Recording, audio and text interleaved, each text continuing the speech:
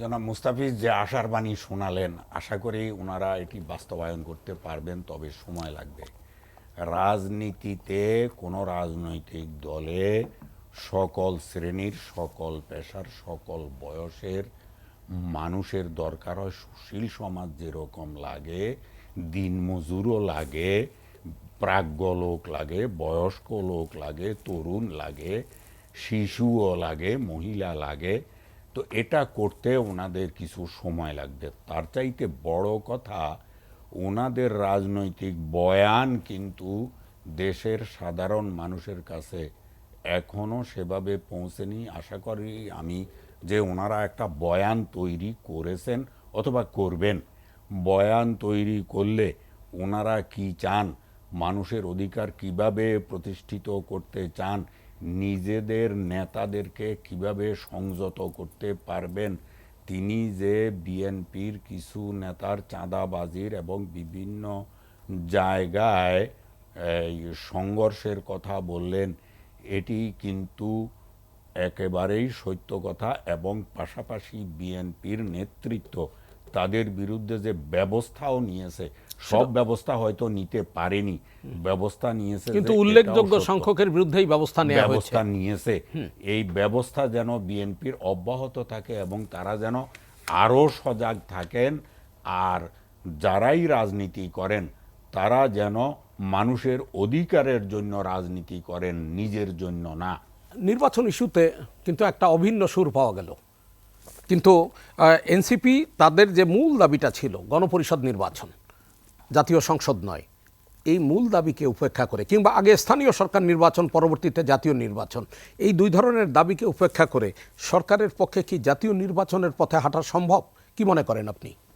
ধন্যবাদ আপনাকে। আমি প্রথমে আমার স্নেহভাজন সাহেবকে অভিনন্দন জানাচ্ছি যে তিনি মূল বিষয়ে হাত দিয়েছেন এবং চিন্তাও করছেন। মূলত তরুণরা দেশকে এগিয়ে নিয়ে যায়, আর তরুণদের সঙ্গে তখন সংমিশ্রণের প্রয়োজন হয় প্রবীণ এবং সমাজের অন্যান্য শ্রেণী পেশার মানুষের। ইতিপূর্বে আমি যেটা উল্লেখ করেছি সেটি আশা করি হবে এবং ভবিষ্যতে তারা একটি অত্যন্ত শক্তিশালী রাজনৈতিক দলে পরিণত হবেন, এমনটা প্রত্যাশা করছি। এখন আপনি যেটা বলছেন যে গণপরিষদ নির্বাচন এবং জাতীয় সংসদ নির্বাচন দুটো দুই বিষয়।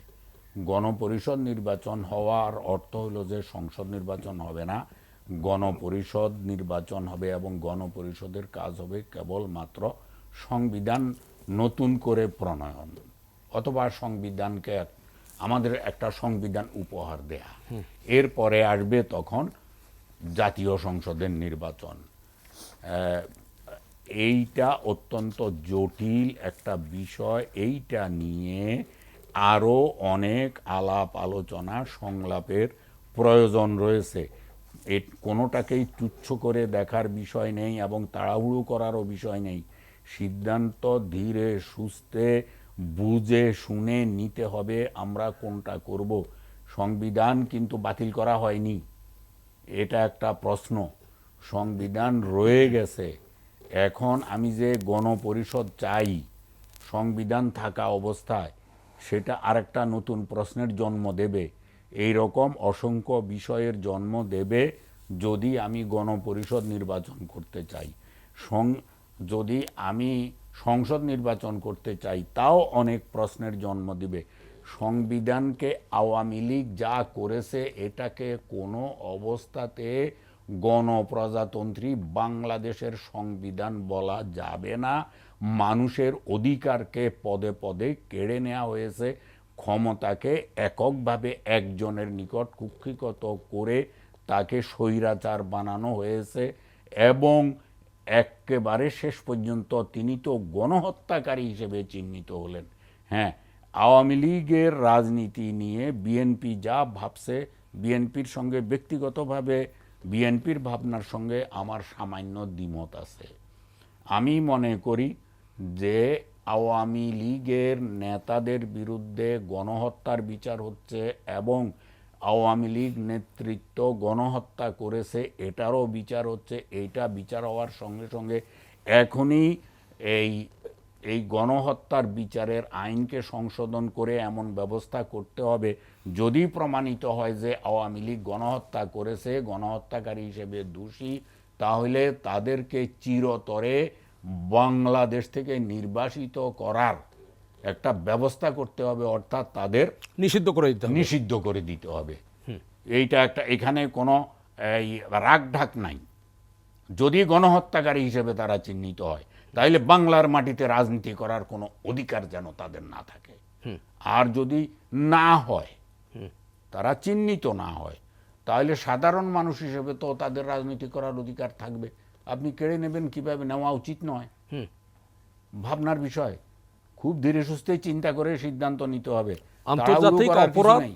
ট্রাইব্যুনাল আইনের যে সংশোধন করা হয়েছে, এর আগে কিন্তু আদালত নিষিদ্ধ করবার একটা এখতিয়ার ছিল, কিন্তু সেই ধারাটা বিলোপ করা হয়েছে। কারেক্ট। এই বিষয়টাকে আপনি কিভাবে তুলে দেখেন? আমি তো বললাম যে এই ধারাটা পুনঃপ্রবর্তন করতে হবে, করে রাজনৈতিক দলকে, যে রাজনৈতিক দল এত বড় গণহত্যা চালায় তারা আবার রাজনীতি করবে, তাদেরকে নিষিদ্ধ করার বিধানটা আবার যুক্ত। তরুণ দুই বক্তা এত সুন্দরভাবে বিষয়গুলো ব্যাখ্যা করেছেন, আমি তো অত্যন্ত খুশি। দেখুন, একটু সময় তো ওনাদের লাগবে, ওনাদের রাজনৈতিক বয়ানটি বোধহয়, নেরেটিভটা এখনও বোধহয় প্রস্তুত হয়নি অথবা হওয়ার পথে আছে।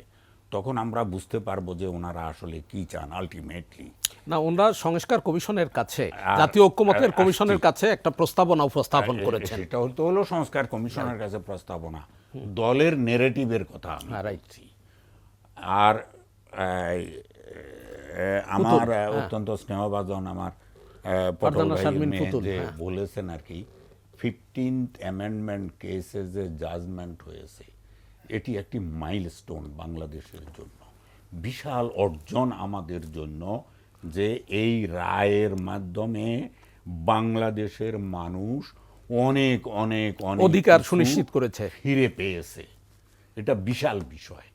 তারপরেও কিন্তু সংবিধান সংশোধন করার অসংখ্য জায়গা যে রয়েছে, সেটা হয়তো জাতীয় নির্বাচনের আগে যখন বিভিন্ন রাজনৈতিক দল তাদের ম্যানিফেস্টো দিবেন, বিএনপিও দেবে, তখন এটা আমাদের কাছে পরিষ্কার হয়ে যাবে যে বিএনপি আসলে কি চায়, অন্য রাজনৈতিক দল কি চায়, বা ওনারা কি চান।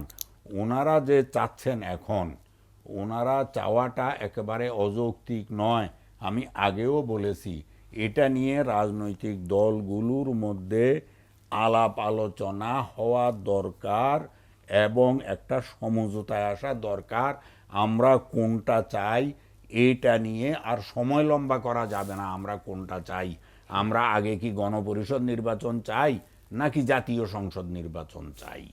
জি, মূলত যেহেতু সংবিধান আছে, এটা আমার ব্যক্তিগত মত, জাতীয় সংসদ নির্বাচন হলেই আমরা আগেভাবে দাবি উত্থাপন করে যেই দল ক্ষমতায় আসুক তাদেরকে আমরা তাদের কাছ থেকে ম্যান্ডেট আদায় করে নেব যে আমাদের চাহিদা মতো, জনগণ কি কি চায় সেই চাহিদা মতো এই সংবিধানকে সংশোধন করতে হবে। এই যে নতুন একটি রাজনৈতিক দল, তারা নতুন বন্দোবস্তের কথা বলছে, আবার পুরনো রাজনৈতিক দল একেবারে তৃণমূল থেকে কেন্দ্র পর্যন্ত যাদের সাংগঠনিক জোরালো ভিত রয়েছে, এই দুয়ের মধ্যে নতুনরা চাইবে সেটা হয়েছে মাঠ দখলে নিতে, পুরানরা চাইবে তাদের দখলদারিত্ব অব্যাহত রাখতে। সংঘাত সংঘর্ষের কোনো পদধ্বনি আপনি পাচ্ছেন? মতদ্বৈততার পদধ্বনি পাচ্ছি। সংঘাতের কথা যেটি বলছেন, এটি যদি হয়ও, এটি হবে বিচ্ছিন্নভাবে, কোনো রাজনৈতিক দল ভিত্তিক সংঘর্ষ সংঘাত হবে না বলে আমি দৃঢ়ভাবে বিশ্বাস করি, এবং আমি আশা করি এটা হবেই না। যখন আঞ্চলিক ভিত্তিতে হয়তো হতে পারে, সেটা ভুল বুঝাবুঝির কারণে হয়, রাগের কারণে হয়, ক্ষোভের কারণে হয়, নানান এই আধিপত্য বিস্তার, যেটা ওই যে পাওয়ার পলিটিক্স, এইগুলি একান্ত ব্যক্তিগত, এগুলি কোনো রাজনৈতিক পাওয়ার পলিটিক্স কোনো রাজনৈতিক দলের এজেন্ডা হতে পারে না এবং নাইও। কিন্তু বাস্তবে তো পাওয়ার পলিটিক্স আছে। তো এই পাওয়ার পলিটিক্সের কারণে এগুলি হয়। হ্যাঁ, প্রশাসন যদি সক্রিয় থাকে, বর্তমান কিন্তু বর্তমান প্রেক্ষাপটে প্রশাসন তো নিষ্ক্রিয়, বিশেষ করে পুলিশ প্রশাসন তাদের এখনো কার্যত মাঠে দাপিয়ে বেড়ানোর কিংবা আইন শৃঙ্খলা পরিস্থিতি স্বাভাবিক রাখবার ক্ষেত্রে তাদের কার্যকর ভূমিকা লক্ষ্য করছে না মানুষ। এই বাস্তবতায় কি হবে?